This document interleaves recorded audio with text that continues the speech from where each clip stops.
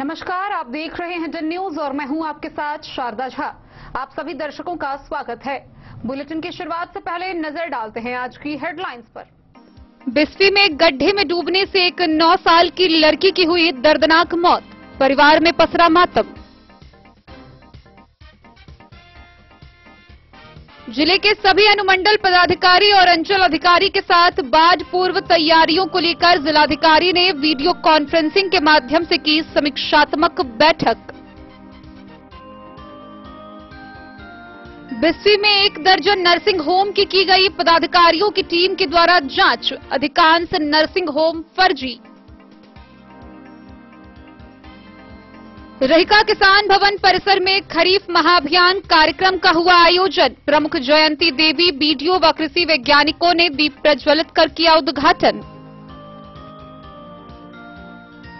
Rampatti jail में बंद कलवाही निवासी प्रसादी सहनी की तबियत बिगड़ने से इलाज के दौरान मौत, परिजनों ने जेल प्रशासन पर लापरवाही का लगाया आरोप।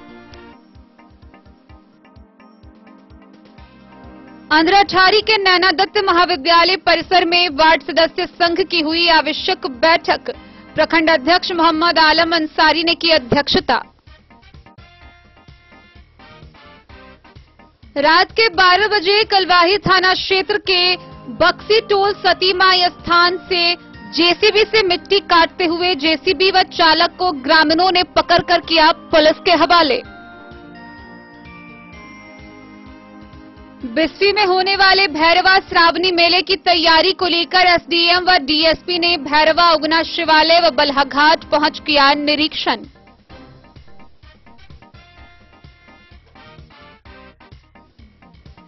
Green India youth women society के द्वारा महिलाओं को आत्मनिर्भर बनाने के लिए मधवापुर के बिशनपुर मिडिल स्कूल परिसर में महिलाओं को दी गई रोजगार संबंधित ट्रेनिंग।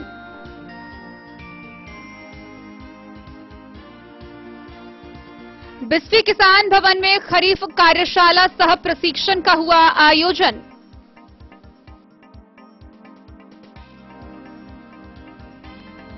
तीन साल बाद भी प्रखंड मुख्यालय से जयनगर देवधा के अकौन्हा गांव का संपर्क है ध्वस्त। इस बार फिर से बरसात की मार से जूझेगा पूरा गांव।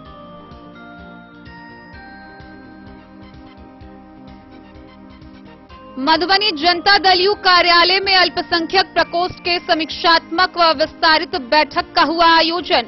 जिलाध्यक्ष सत्येंद्र कामत ने की अध्यक्षता।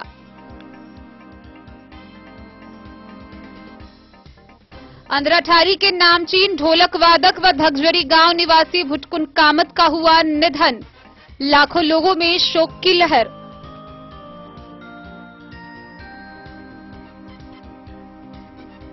मधुबनी के लहरियागंज में जिला तैलिक साहू सभा द्वारा जनप्रतिनिधि सम्मान समारोह का हुआ आयोजन।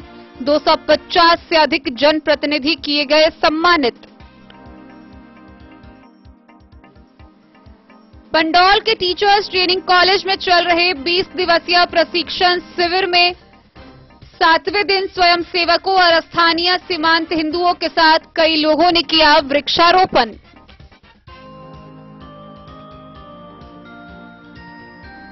और वट सावित्री पूजन को लेकर रविवार को बारिश के दौरान भी शहरों में देखी गई विशेष भीड़, महिलाओं ने की जमकर खरीदारी।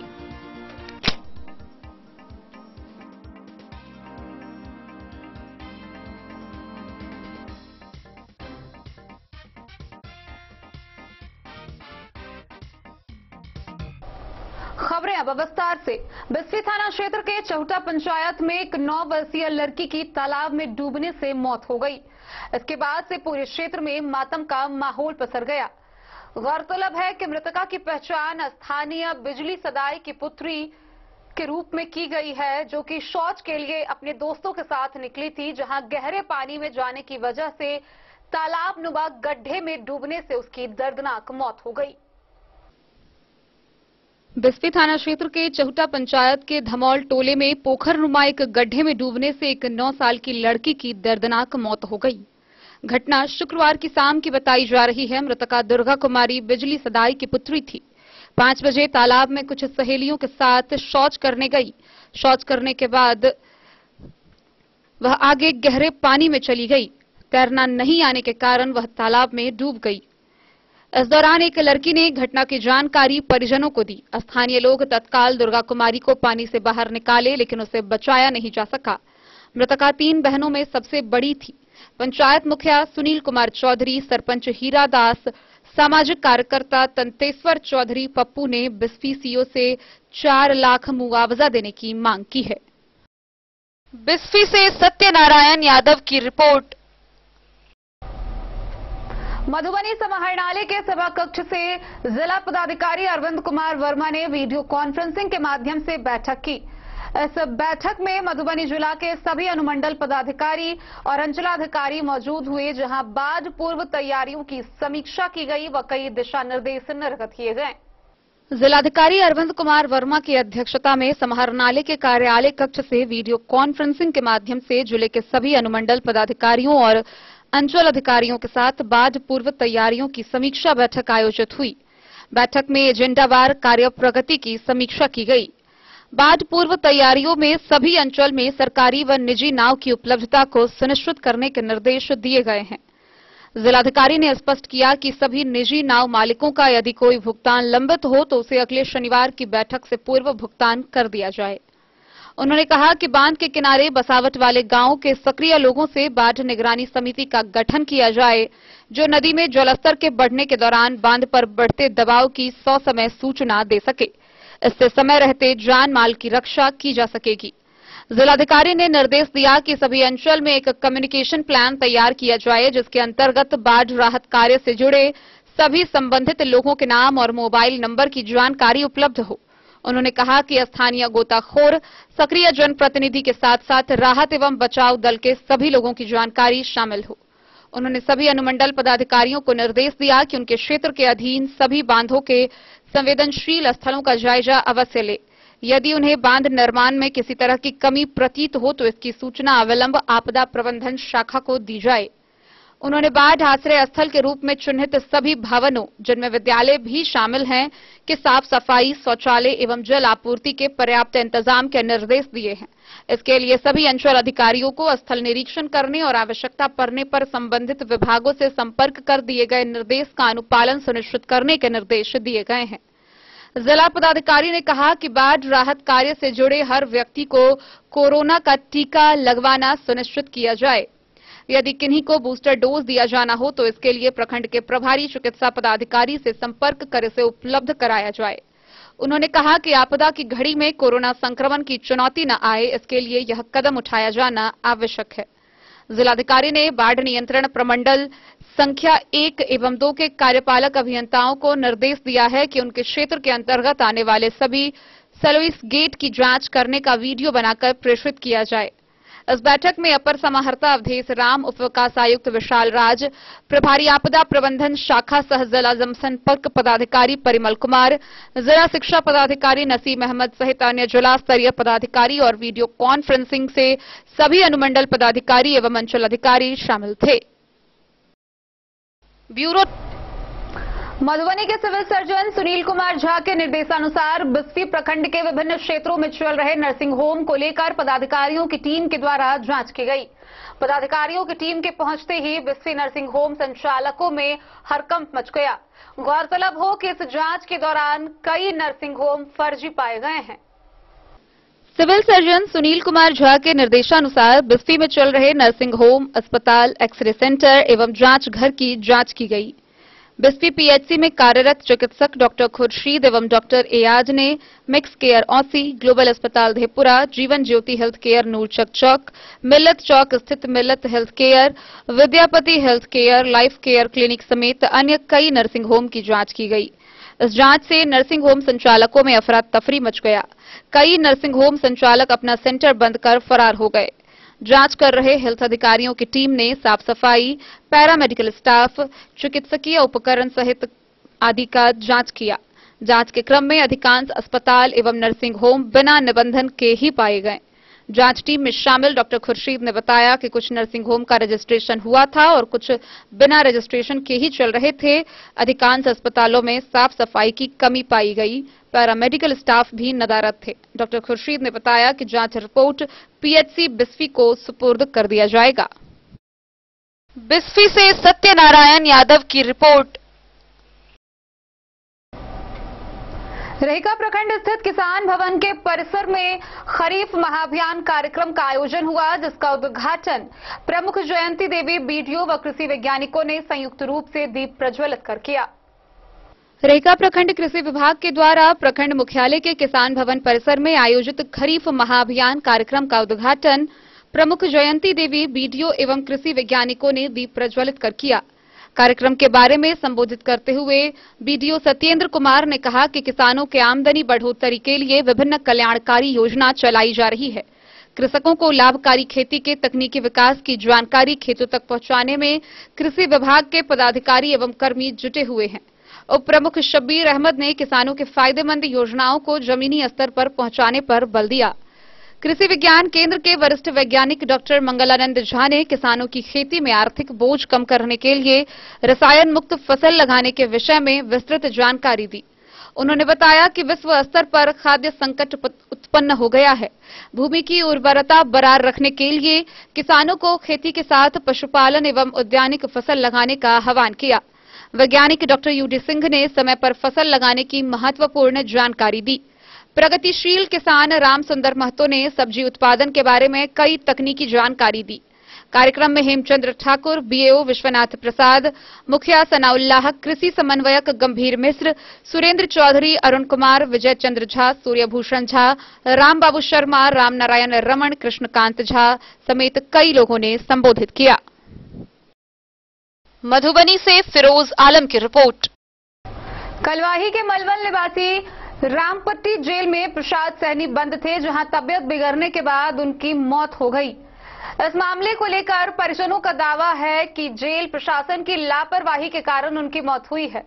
गौरतलब है कि वर्ष 2020 के अगस्त महीने में मलमल गांव की एक 13 वर्षीय लड़की के साथ गैंगरेप और उसके बाद उसकी हत्या कर देने के मामले में प्रसाद सहनी जेल में बंद था, जहां उसकी तबियत बिगड़ने के बाद उसे जेल से मधुबनी सदर अस्पताल, मधुबनी सदर अस्पताल से दरभंगा डीएमसीएच और उसके बाद पटना पीएमसीएच रेफर किया गया, जहां इलाज के दौरान उसकी मौत हो गई।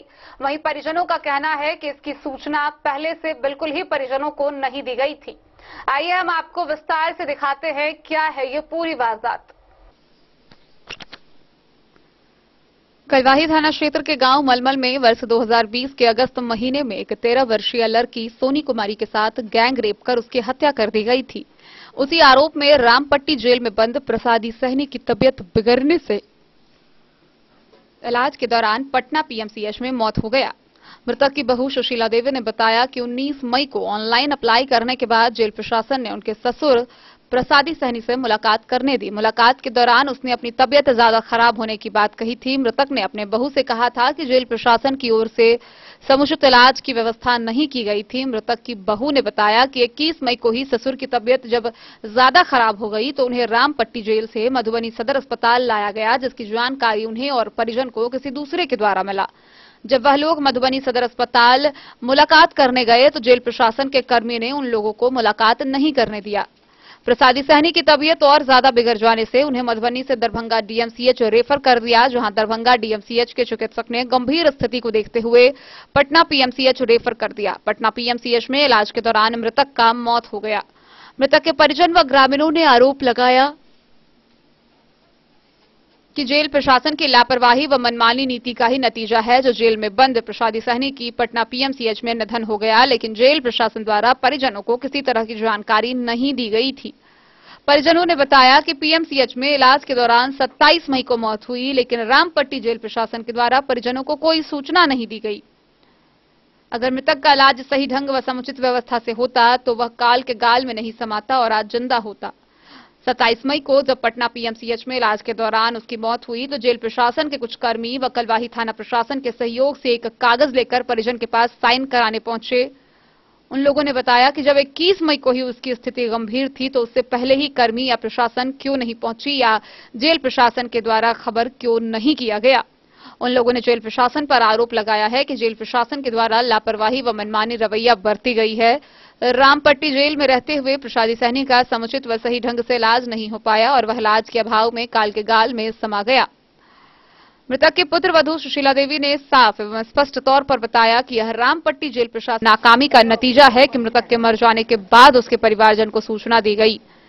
उन्होंने बताया कि उन लोगों को अभी तक यह नहीं मालूम है कि जेल में सजा काट रहे ससुर के साथ कब, कैसे और क्या हुआ जिससे उनकी तबीयत बिगड़ती ही चली गई और उनका इलाज मधुबनी से दरभंगा, दरभंगा से पटना अस्पताल में हुआ, लेकिन वह बच नहीं सका। उन्होंने जेल प्रशासन पर आरोप लगाया है कि हो सकता है कि उनके जेल के अंदर कर्मी के द्वारा इन दोनों आरोपी पर भी कुछ न कुछ जवाब देने का परिजनों को आशंका सता रही है। मृतक के पुत्र बहू सुशीला देवी ने जेल प्रशासन पर आरोप लगाया है कि उनके ससुर के मुखाग्नि के लिए वे लोग जेल प्रशासन को अपने पुत्र विजय सहनी को लेकर आने के लिए आवेदन नहीं दिया था। फिर भी जेल में बंद विजय सहनी को मृतक के संस्कार के मुखाग्नि देने के लिए शनिवार की रात में शव के साथ जेल प्रशासन व मधुबनी पुलिस कलवाही लेकर आई, जिससे साफ प्रतीत होता है कि कहीं न कहीं कुछ न कुछ जरूर गड़बड़ है। परिजनों का आरोप है कि उनके घर के बच्चे विजय सहनी के साथ भी दबाव देकर कोई न कोई कागज पर साइन करा लिया गया होगा, जिससे कि परिजनों को मृत्यु की सूचना नहीं दी गई थी। परिजन व ग्रामीणों ने एक साथ मांग की है कि जेल में बंद रामनाथ सहनी व विजय सहनी को जल्द से जल्द जमानत पर बेल देकर उन लोगों को छोड़ा जाए, जिससे मृतक के परिजन चैन की सांस ले सके।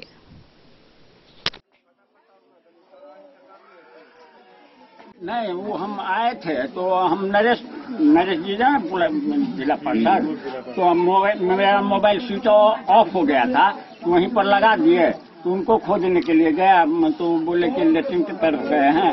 इसके बाद में हमारा जो उप सरपंच है उनको फोन किए तो फोन स्विच ऑफ था, उनको जगाने के लिए गए। इसके बाद में उसको हम बोल दिए कि भाई चलिए, तब यहाँ पर यही बोला है कि चाय पीजिए। इतनी बड़ी आप आए थे, कल आए थे, तो क्या आपके अलावा मुखिया, समिति, वार्ड मेंबर और भी कोई शख्स था यहाँ पे? नहीं, कोई नहीं था। इतनी बड़ी घटनी पूर्व जिला पार्षद नरेश ठाकुर जी थे हमारे। इतनी बड़ी घटना हो गया, अभी तक कोई भी जनप्रतिनिधि को ये नहीं सुध लेना जो हमारे क्षेत्र के एक आम जन जेल में बंद थे और इलाज के दौरान मौत हो गया, उनको जाके देखे। ने सर, लेकिन हमें खबर मिली तो हम निश्चित रूप से आए। जनप्रतिनिधि को सिर्फ वोट लेना आता है आम जनता से, लेकिन दुख में साथ नहीं। नॉर्मली अगर किसी की मौत हो जाती है, किसी की मृत्यु हो जाती है, तो अगल बगल पड़ोसी गांव वाले भी जाते हैं उससे मिलने के लिए, सूद लेने के लिए कि क्या हो गया।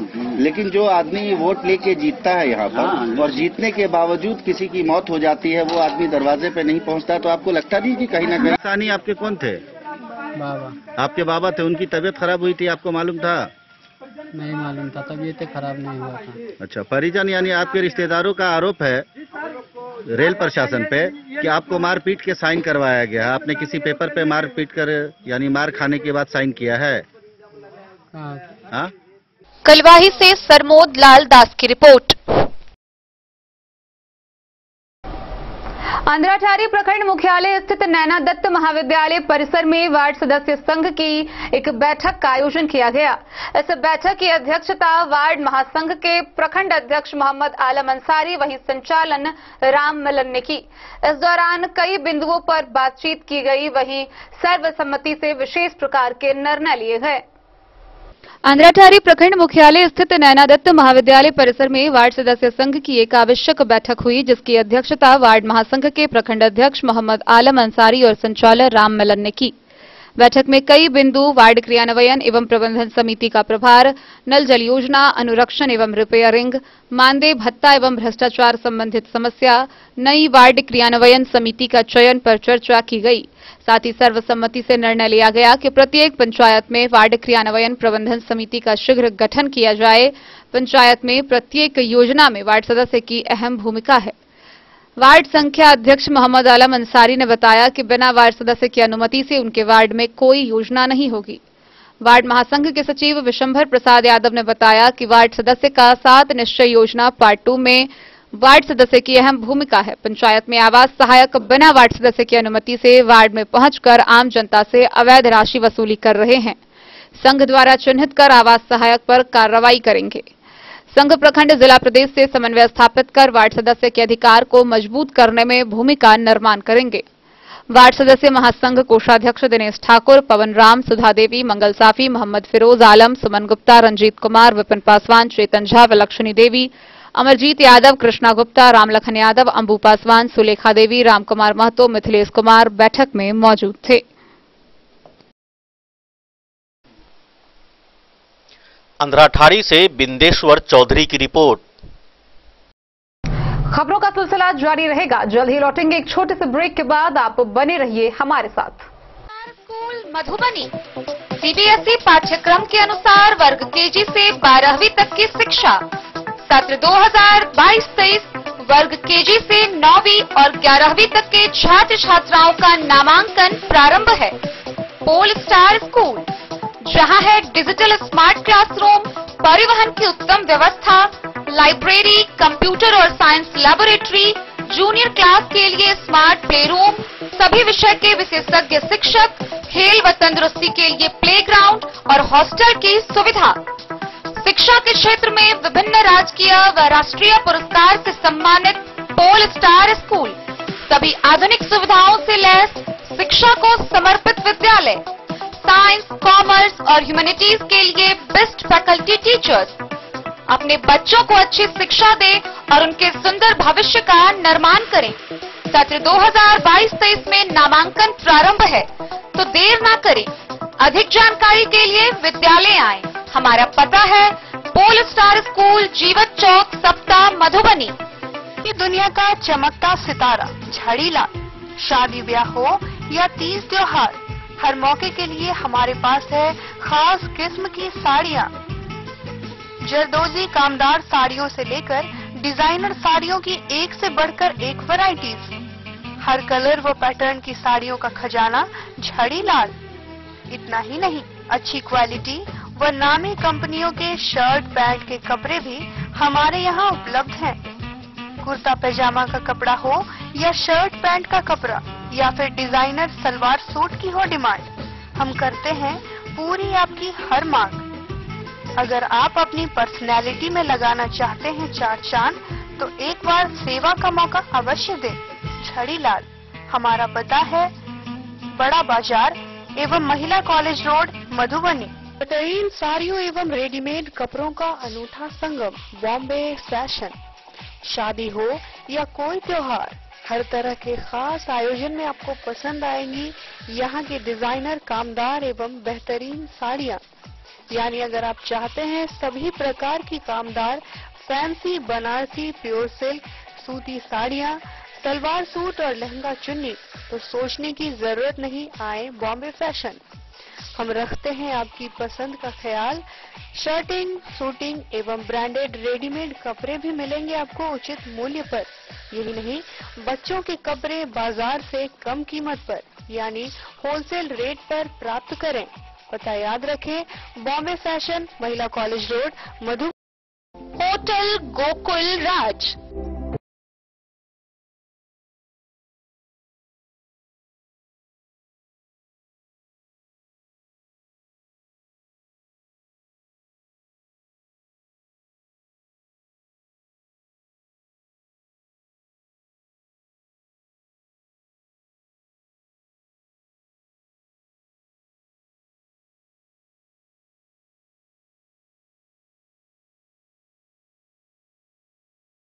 से दूर शांति और सुकून से भरे वातावरण में मधुबनी शहर के लहरियागंज वार्ड नंबर 1 में पूरे मिथिलांचल क्षेत्र का सबसे भव्य होटल, होटल गोकुल राज।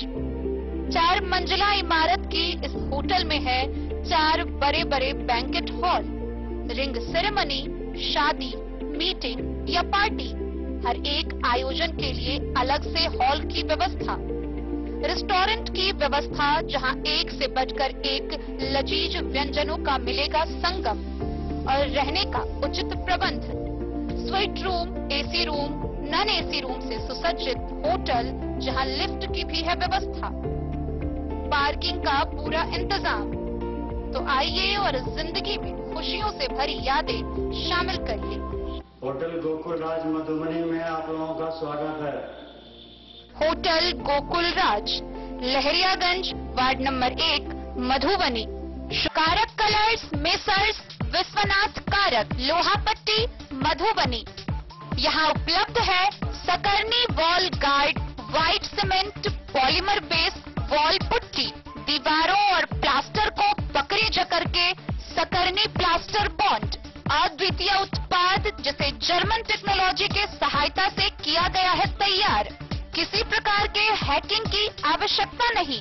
सतह के साथ डुअल बॉन्डिंग, ज्यादा कवरेज, प्रयोग के बाद रंगीन होने के कारण प्रयोग किए हुए सतह का पता चलता है। पानी और नमी को रोकने की क्षमता रखता है। समय कम लगता है, यानी पैसे की बचत। कंस्ट्रक्शन स्ट्रक्चर को कोई नुकसान नहीं। सामान्य तापमान में 9 महीने तक बंद पैकिंग में ठीक रहता है। 5, 10 और 20 किलो पैकिंग में उपलब्ध।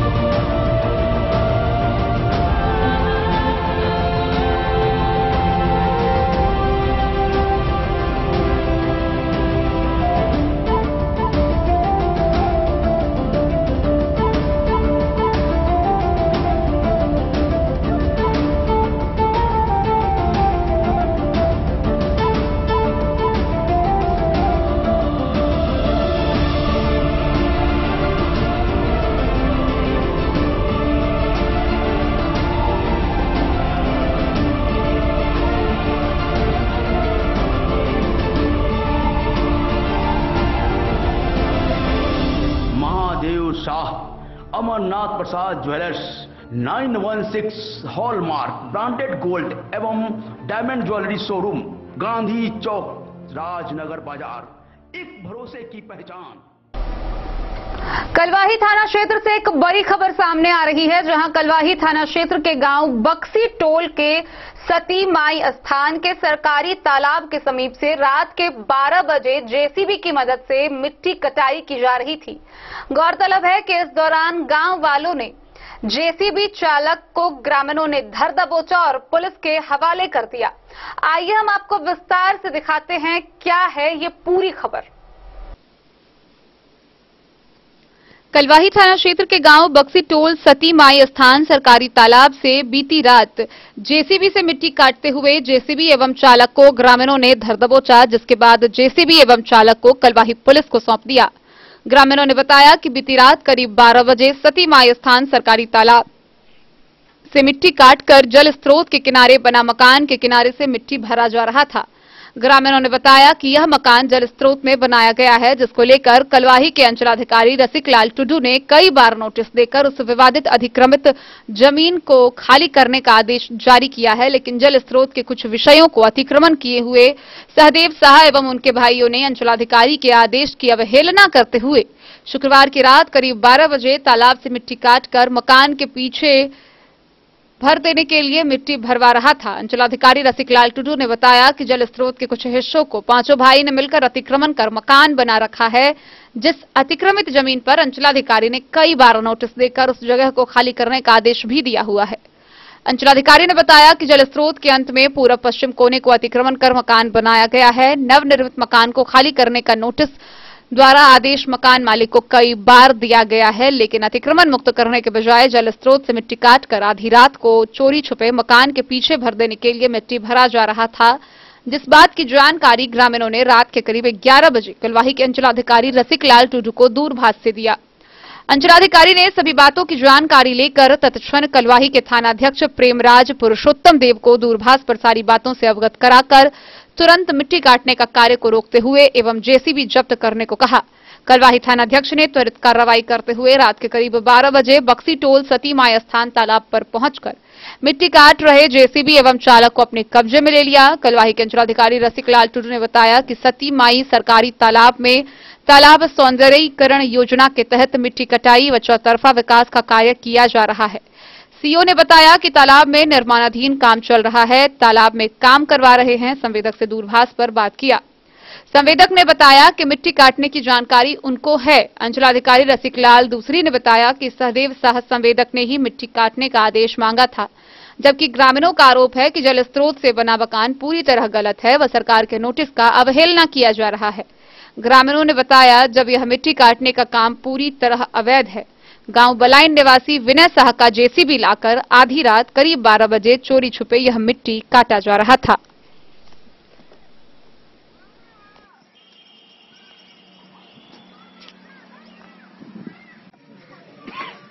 कब आपको जानकारी हुआ जब आपके ससुर का तबीयत खराब है जेल में? उसके बाद जेल कर्मी फिर आपको कोई जानकारी दिया? नहीं। उनका इलाज कहाँ हुआ ये भी जानकारी है आपको? सदर हॉस्पिटल मधुबनी, नरसिंहा में हॉस्पिटल एक रात में वही दिना लोग गए। आप लोग गए तो आपसे मुलाकात करने दिया? नहीं। आपसे मतलब इलाज के दौरान भेंट भी नहीं करने दिया? नहीं कर। और जब आप बोले मतलब मुलाकात करवाने के लिए तो क्या कहा जेल कर्मी, क्या कहा आपको? कहा बोलू नहीं, ऐसा नहीं होगा, भेंट नहीं करने देगा। नहीं भेंट करने देगा। इला हम सब मांग लिए जब हमरा इलाज करवाला हथकड़ी कह के हमरा प्राइवेट में भर्ती करके नहीं, ऐसा नहीं हो सकता है। तो आपको क्या लगता है इलाज के चलते ही आपके ससुर का? इलाज के चलते हमको ससुर लापरवाही मार दिया। क्या नाम हुआ आपका? सुशीला देवी। मृतक जो थे सो आपके कौन थे? ससुर। कलवाही से सरमोद लाल दास की रिपोर्ट। बिस्फी में होने वाले आगामी भैरवा श्रावणी मेले को लेकर प्रशासनिक तैयारियां पूरी कर दी गई है। इसी क्रम में एसडीएम व डीएसपी ने बिस्फी के भैरवा उगना शिवालय व बल्हा घाट पहुंचकर निरीक्षण किया व तैयारियों का जायजा लिया। आगामी होने वाले भैरवा श्रावणी मेले की तैयारी को लेकर प्रशासनिक तैयारियां शुरू कर दी गई है। मिली जानकारी के अनुसार एसडीओ अशोक कुमार मंडल एवं एसडीपीओ अरुण कुमार सिंह ने शनिवार को बिस्फी के भैरवा स्थित उगना शिवालय एवं बल्हा घाट पहुंच निरीक्षण किया। इस दौरान दोनों पदाधिकारियों ने बल्हा घाट में यात्रियों के ठहरने के लिए बनाया गया सामुदायिक भवन, कांवरियों को जल लेने के लिए बल्हा घाट स्थित धौंस नदी पर बनाए गए घाट तथा भैरवा मंदिर परिसर की ओर जाने वाली सड़क, मंदिर परिसर, मंदिर के गर्भगृह एवं तालाब तथा साफ सफाई का निरीक्षण किया। इसके साथ ही अधिकारियों ने मंदिर पूजा कमेटी के अध्यक्ष सुशील कुमार सुमन समेत अन्य सदस्यों से भी मेला को लेकर कई अहम जानकारियां ली। अधिकारियों को श्रावणी मेला से पूर्व सामुदायिक शौचालय मंदिर परिसर में बनाने का निर्देश दिया। निरीक्षण के दौरान थानाध्यक्ष राजकुमार राय, बीएसओ मुकेश कुमार, मेला कमेटी के सुशील कुमार सुमन सहित कमेटी के अन्य सदस्य उपस्थित थे।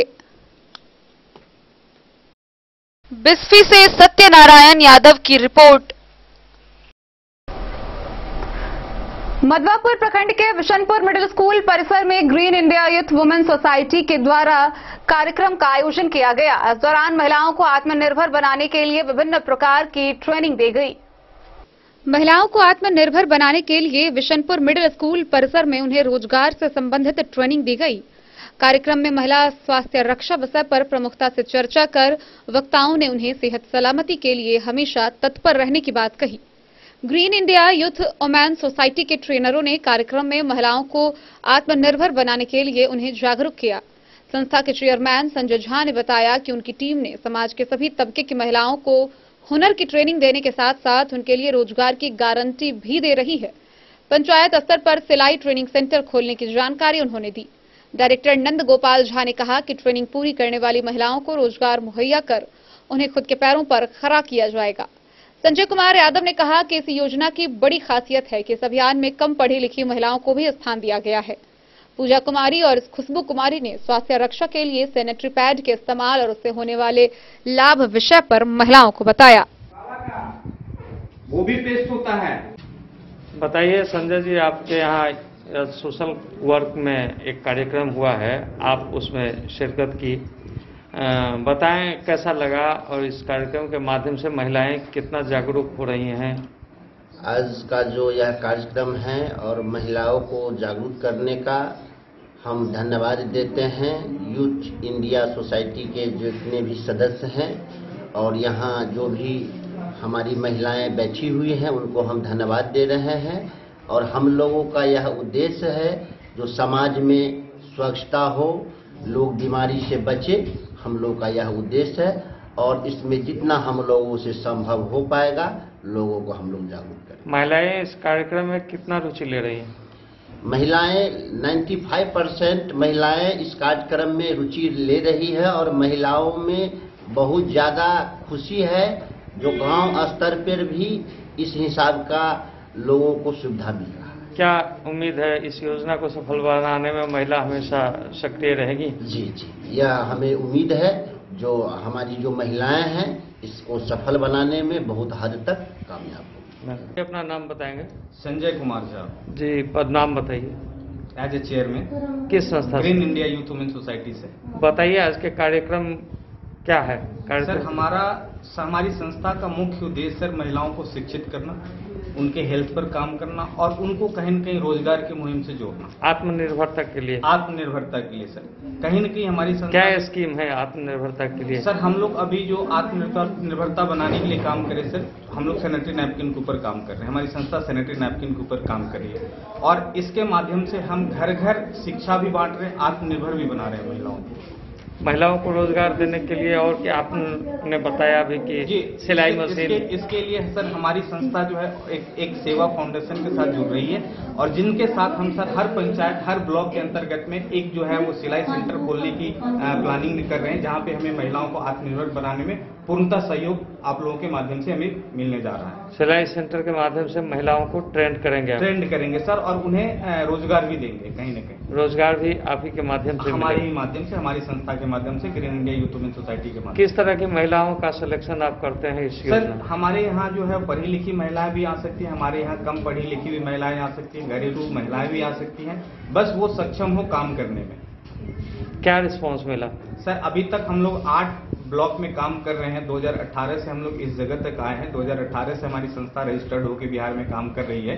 तो हमें सर रिस्पांस मिल रहा है, बट बहुत अच्छा रिस्पांस मिल रहा है और उम्मीद है कि आप लोग इससे आगे भी हमारी संस्था को बहुत ऊंचे लेवल पे देखेंगे रिस्पांस के मामले में। मधवापुर से शत्रुमर्दन कुमार की रिपोर्ट।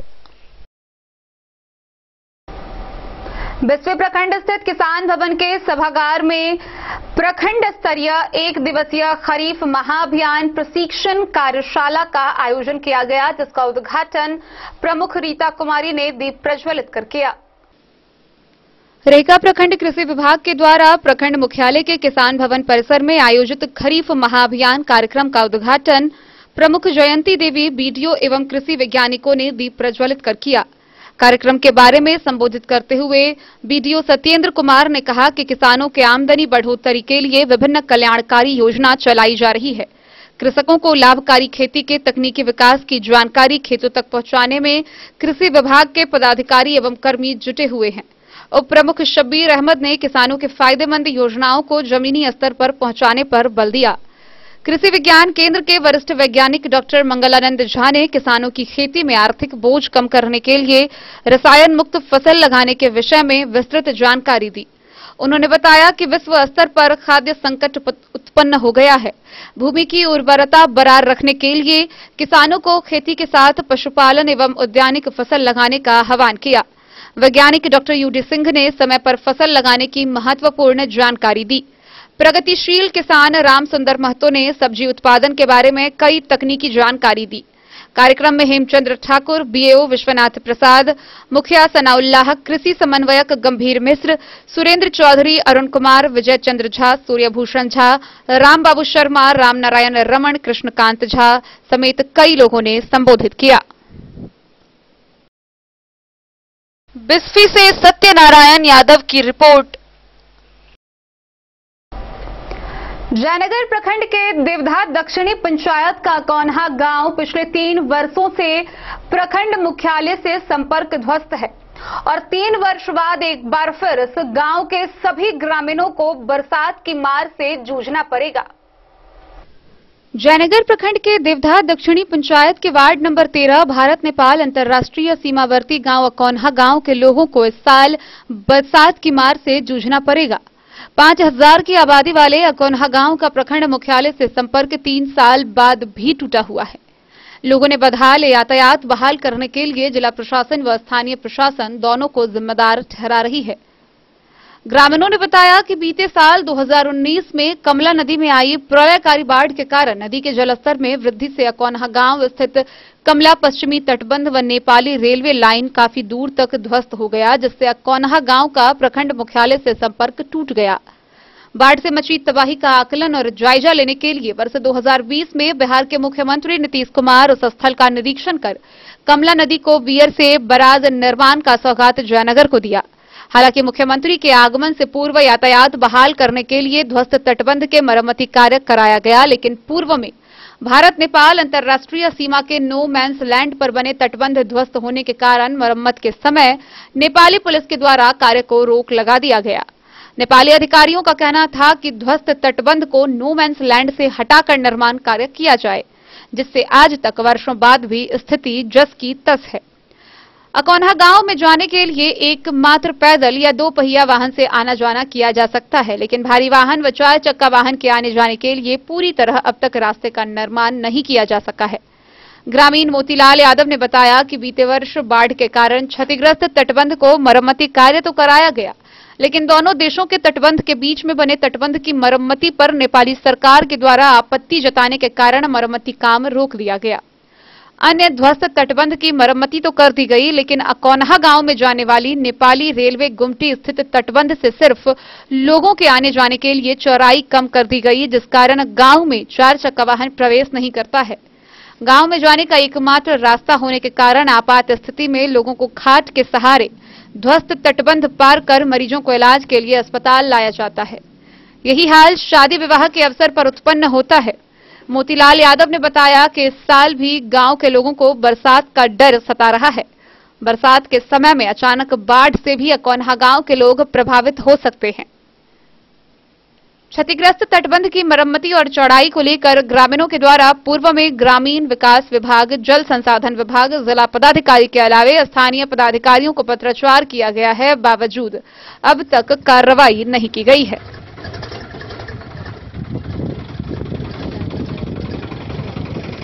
आने जाने में बहुत दिक्कत हो रहा है।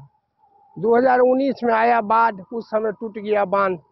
कितना बार हम आवेदनों दिए हैं एसडीओ के पास, सीओ के पास, जहां तहां बड़े पदाधिकारी के पास, लेकिन यहाँ कोई देखने वाला नहीं है। 2020 में माननीय मुख्यमंत्री जी भी यहाँ आए हुए थे, उसके बाद भी रास्ता नहीं बना आज तक। लोग को जाने आने में बहुत कठिनाई हो रहा है। कैसे यहाँ शादी विवाह होती है, कैसे 4 चक्का आना जाना होता है? बहुत दिक्कत से बहुत दिक्कत होता है। एक अक्षर पानी हो जाता है तो बिल्कुल गांव में आना मुश्किल हो जाता है। बहुत कठिनाई से लोग आना जाना कर रहा है। 1500-2000 आबादी है गांव में, चारों तरफ लोग परेशान है। इसको कोई देखने वाला नहीं। क्या नाम हो गया आपका? मोतीलाल यादव। मोहम्मद अली के साथ हनुमान प्रसाद मोर की रिपोर्ट। खबरों का सिलसिला जारी रहेगा। जल्द ही लौटेंगे एक छोटे से ब्रेक के बाद। आप बने रहिए हमारे साथ।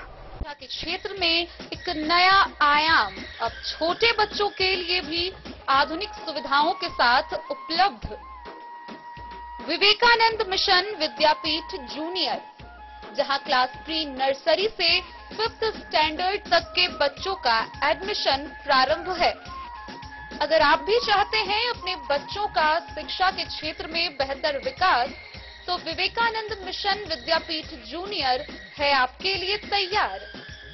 2.5 से 10 वर्षों के बच्चों के लिए आपको मिलेगा आधुनिक सुविधाओं के साथ एक बेहतर शिक्षा का माहौल। सीबीएसई बेस्ड करिकुलम सिलेबस के साथ साथ स्टूडेंट्स होंगे art and craft, game and sports और कल्चरल एक्टिविटीज में अव्वल। इंग्लिश मीडियम के माहौल के बीच स्टूडेंट्स बनेंगे स्मार्ट, जहां किताबी ज्ञान के साथ साथ हर क्षेत्र में स्टूडेंट्स होंगे अवेयर। हॉबीज और इंटरेस्ट को मिलेगी प्राथमिकता। तो आइए और अपने बच्चों के बेहतर भविष्य के लिए आज ही नामांकन करवाइए।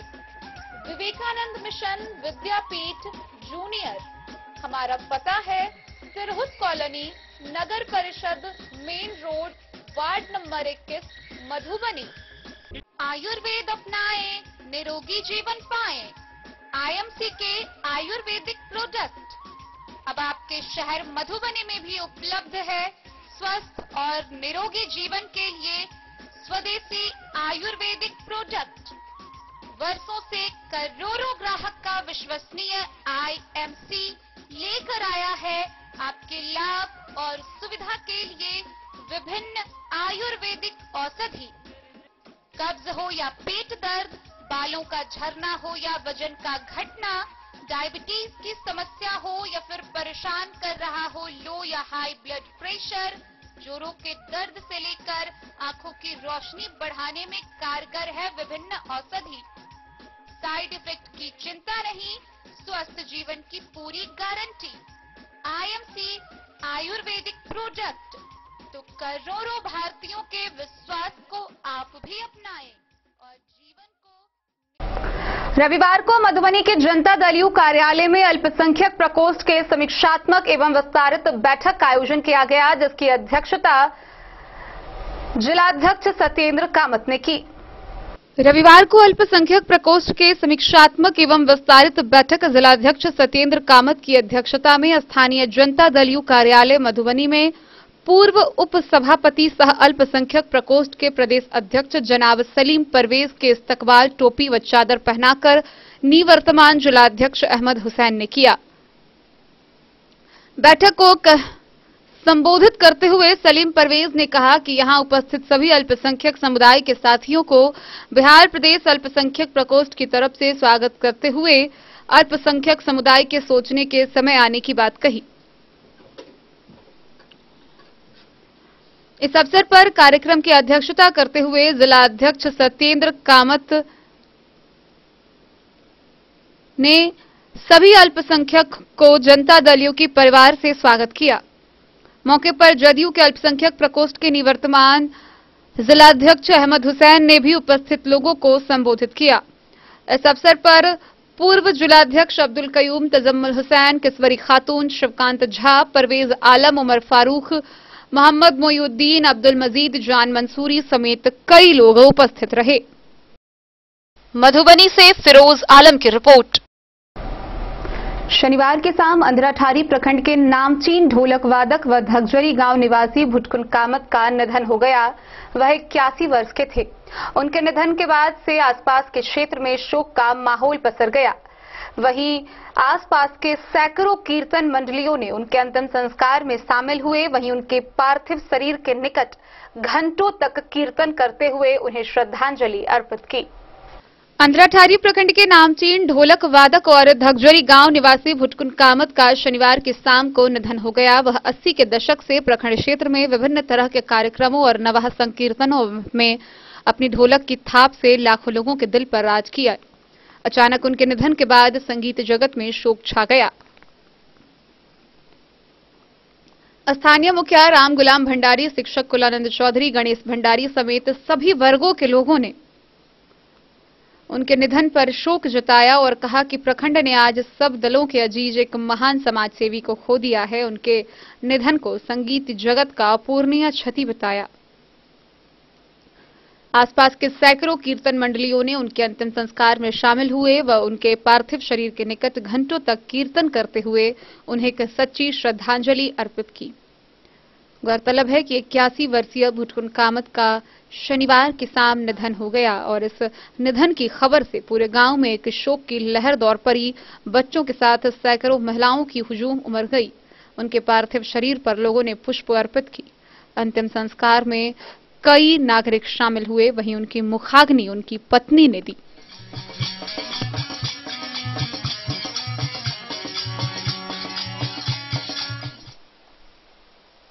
अंधराठाड़ी से बिंदेश्वर चौधरी की रिपोर्ट। मधुबनी के लहरियागंज स्थित फिल्म सिटी परिसर में तैलिक साहू सभा के द्वारा जन प्रतिनिधि सम्मान समारोह का आयोजन किया गया। इस आयोजन में 250 से अधिक जन प्रतिनिधियों को सम्मानित किया गया। तैलिक साहू समाज के प्रदेश अध्यक्ष व समस्तीपुर जिला के मोरवा विधानसभा से विधायक रणविजय साहू ने कहा कि राजनीतिक दलों ने तेली समाज के साथ छल किया है, राजनीतिक भागीदारी के नाम पर वर्षों से धोखा देते रहे हैं। बिहार विधान परिषद एवं राज्यसभा में तेली समाज के एक भी प्रतिनिधि नहीं है। वे रविवार को मधुबनी शहर के लहरियागंज फिल्म सिटी परिसर में आयोजित त्रिस्तरीय पंचायत प्रतिनिधि सम्मान समारोह में उपस्थित लोगों को संबोधित कर रहे थे। उन्होंने कहा कि तैलिक साहू समाज का गौरवशाली इतिहास रहा है। स्वतंत्रता आंदोलन से लेकर स्वतंत्र भारत के विकास में साहू समाज महत्वपूर्ण योगदान देते नजर आ रहे हैं। प्रदेश संगठन मंत्री कृष्णा प्रसाद, जदयू महिला प्रकोष्ठ की प्रदेश सचिव शकुंतला गुप्ता, कंचन गुप्ता ने कहा कि राजनीतिक भागीदारी हासिल करने के लिए एकजुटता जरूरी है। कार्यक्रम की अध्यक्षता जिलाध्यक्ष हीरा लाल शाह तथा संचालन गोपाल प्रसाद गुप्ता ने किया। मौके पर झंझारपुर भाजपा जिलाध्यक्ष राघव शाह, जिला परिषद सदस्य विनोद प्रसाद, सरोज शाह, श्याम सुंदर फौजी, अजय कुमार शाह, चंद्रकांत शाह, रामप्रीत शाह समेत कई लोग मौजूद थे। इस दौरान 250 से अधिक जनप्रतिनिधि सम्मानित किए गए।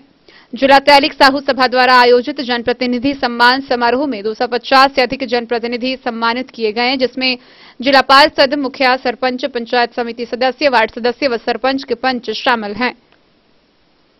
प्रदेश अध्यक्ष रणविजय साहू व उनकी टीम ने सभी जनप्रतिनिधियों को पाग, दुपट्टा व प्रशस्ति पत्र से सम्मानित किया।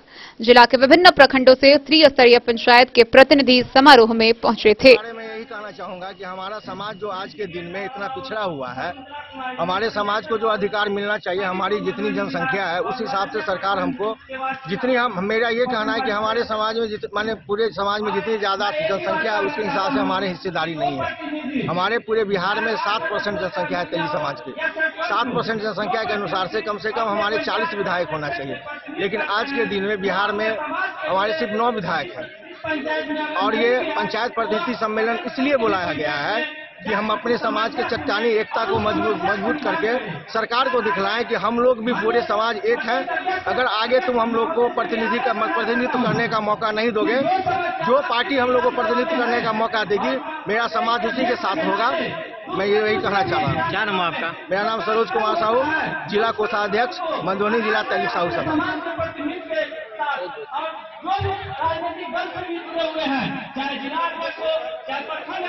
आज तेली समाज का जो प्रोग्राम हो रहा है उसमें क्या कहना चाहेंगे, आपको जानकारी दीजिए। आज तेली में जनप्रतिनिधि त्रिस्तरीय जनप्रतिनिधि सम्मान समारोह है, उसमें जनप्रतिनिधियों का सम्मान शामिल होने आई हूँ।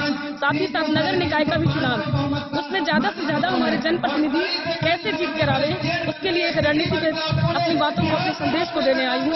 साथ ही साथ जो कई वर्षों से हमारे बिहार में तेली समाज का हमेशा कोई न कोई पार्टी की तरफ से एमएलसी हुआ करते थे। आज हमारा जो विधान पार्षद में सदस्य। मधुबनी से फिरोज आलम की रिपोर्ट।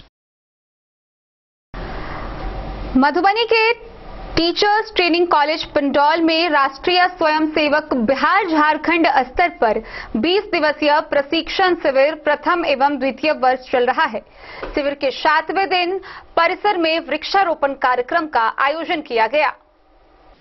स्थानीय teachers training college Pandaul Madhubani में राष्ट्रीय स्वयंसेवक संघ के बिहार झारखंड स्तर पर चल रहे 20 दिवसीय प्रशिक्षण शिविर प्रथम एवं द्वितीय वर्ष के 7वें दिन शिविर में स्वयं सेवकों और स्थानीय सीमांत हिंदुओं के साथ संघ के अखिल भारतीय कार्यकारिणी सदस्य इंद्रेश, राष्ट्रीय मुस्लिम मंच, हिमाचल परिवार, भारत तिब्बत सहयोग मंच के अलावा कई प्रमुख संगठनों के संरक्षक वृक्षारोपण कर प्रकृति मित्र बनने का संदेश दिया। उन्होंने कहा कि यह भूमि हमारी मां है। वेदों में कहा गया है कि माता भूमि पुत्रो अहम पृथ्व्या, अर्थात यह भूमि हमारी मां है और हम सभी इसी के पुत्र हैं और अपना पुत्र धर्म निभाने के लिए माता का श्रृंगार वृक्षारोपण कर प्रकृति के पोषण हेतु सघन वृक्षारोपण कर अपने पीढ़ियों के भविष्य को संरक्षित करने का संदेश स्वयं सेवकों को दिया। उन्होंने वृक्षारोपण में आए सीमांत हिंदू मुसहर समुदाय के कई वृद्ध माताओं, बहनों, पुरुषों के साथ देशभक्ति के भाव भरे नारे और जयकारे लगवाए। इस पुनीत अवसर पर द्वितीय वर्ष के सर्वाधिकारी सच्चिदानंद लाल व प्रथम वर्ष के वर्गाधिकारी दिवाकर के साथ दरभंगा व मधुबनी के संघचालक उपस्थित रहे। प्रशिक्षण वर्ग में इंद्रेश के त्रिदिवसीय प्रवास का अंतिम दिन था। Bureau report, Madhubani. वट सावित्री पूजा को लेकर मधुबनी बाजार में चहल पहल देखी गई। गौरतलब है कि सोमवार को सुहागिन महिलाएं पूरे दिन उपवास रखकर वट सावित्री की पूजा करेंगी। वहीं रविवार को हल्की बारिश के साथ भी मौसम में उतार चढ़ाव होने के दौरान भी बाजारों में रौनक कम नहीं हुई। वहीं वट सावित्री पूजा का असर सीधा बाजार पर देखने को मिला। इस दौरान लीची, आम, केला समेत विभिन्न फल की दुकान व बांस से निर्मित पंखा की दुकान पर लोगों की सबसे अधिक भीड़ देखी गई। इस वर्ष वट सावित्री व्रत व पूजन का शुभ समय सूर्योदय से लेकर 7:15 तक प्रातः काल, इसके बाद 8:50 से 3:10 तक है। वैसे विश्वविद्यालय पंचांग के अनुसार वट सावित्री पूजन 3:47 तक है, लेकिन अर्ध पहरा अर्थात राहुकाल होने के कारण यह 3:10 तक ही है। यह सारी जानकारी पंडित संतोष चंद्र प्रभाकर ने दी। वहीं रविवार को बाजार की रौनक देखने लायक रही। हल्की बारिश के बीच भी पूजा सामग्री खरीदने को लेकर फल, मिठाई व बियन की दुकान पर लोगों की काफी भीड़ रही। वहीं इसका सीधा असर फल के दामों पर दिखा। शनिवार को जो लीची 150 से 160 थी, वह रविवार को 200 रुपए सैकड़ा बिक रही है। केला 40 के दर्जन की जगह 60 का दर्जन बिका। इस पूजा में बांस निर्मित पंखा का सबसे अधिक महत्व है। इस दिन वट वृक्ष की पूजा के उपरांत महिला पंखे से पेड़ को हवा लगाती है। इसे देखते हुए बांस निर्मित पंखा खरीदने को लेकर महिलाओं की भीड़ दुकान पर देखी गई। पौराणिक कथा के अनुसार मध्य प्रदेश के राजा अश्वपति की पुत्री सावित्री की द्युम्नसेन के पुत्र सत्यवान से विवाह हुआ था। सत्यवान की आयु सिर्फ साल भर की थी, जो नारद पहले ही ज्ञात करार दिए थे। तथापि दृढ़ व्रता सावित्री ने अपने मन से अंगीकार किए हुए पति का परिवर्तन नहीं किया। 1 वर्ष तक पतिव्रत धर्म का पालन करते हुए अंधे सास ससुर सहित अल्पायु पति की प्रेम निष्ठता के साथ सेवा की। वर्ष समाप्ति के दिन समधा लाने के क्रम में एक विषधर ने सत्यवान को डस लिया। सत्यवान मूर्छित होकर वट वृक्ष के समीप अपनी पत्नी की गोद में गिर गए। सत्यवान को लेने यमराज आए और सत्यवान का सूक्ष्म शरीर लेकर चल दिए। पीछे पीछे सावित्री भी चल दी। यमराज के द्वारा बहुत समझाने के बाद भी जब सावित्री वापस होने को तैयार नहीं हुई, तो सावित्री की पतिव्रता से प्रभावित होकर यमराज ने वरदान मांगने को कहा। सावित्री ने 3 वरदान मांगी। राज्यच्युत अंधे सास ससुर की राज्य सहित दृष्टि की वापसी, पतिव्रत धर्म पालन करते हुए 100 पुत्र की प्राप्ति और तीसरी वरदान, जो सुहागन वट सावित्री पूजन के दिन व्रत उपवास के साथ वट वृक्ष का पूजन करेंगी, उन्हें अखंड सौभाग्य के साथ मनोवांछित फल की प्राप्ति। यमराज ने तथास्तु कहकर सत्यवान को लेकर आगे बढ़े। सावित्री ने कहा कि महाराज, यदि आप इन्हें लेकर चले जाएंगे तो आपका वचन मिथ्या हो जाएगा, क्योंकि आप मुझे पतिव्रत पालन करते हुए 100 पुत्र प्राप्ति का वरदान दिए हैं। और सावित्री पर प्रसन्न होकर यमराज ने सत्यवान को छोड़ दिया। तभी से यह पर्व परंपरागत चली आ रही है। मधुबनी से फिरोज आलम की रिपोर्ट। तो आज के इस बुलेटिन में फिलहाल इतना ही। कल फिर हाजिर होंगे नए खबरों के साथ। तब तक दीजिए पूरी टीम को इजाजत और मधुबनी की हर छोटी बड़ी खबरों के लिए देखते रहिए डेन न्यूज। नमस्कार।